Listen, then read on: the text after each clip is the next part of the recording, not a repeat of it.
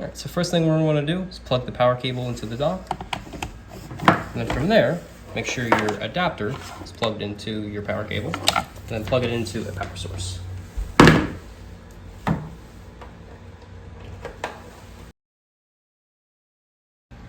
For your video cable, you may be included with an HDMI cable, which is gonna go on the back of the dock, right where it says HDMI.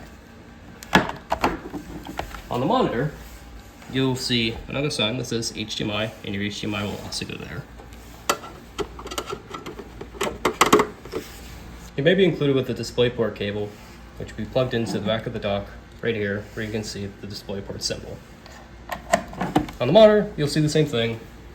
DisplayPort symbol, you plug it into.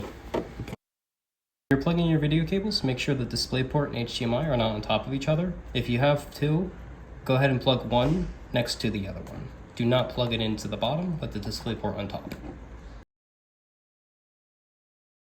For the keyboard or mouse, they just take a basic USB cable. You can plug it into the back of the dock right here where the USB symbol is. Same thing with the mouse, that also takes a USB cable, and same thing, you just plug it into a USB port. For connecting your laptop to the dock, you use the included Thunderbolt cable, also looks like a USB-C. To go on the back of the dock where the Thunderbolt symbol is and the computer symbol, you just plug it in. On your laptop, you'll see the same thing. There will be a little power cable symbol and a Thunderbolt cable, and that's where you'll plug it in. Once the connection is good, you'll see the white light on the dock go to white instead of orange. Once the laptop is connected to the dock, on the dock you'll see a white light and you'll see display on your screen. If you have any issues, feel free to reach out to the team.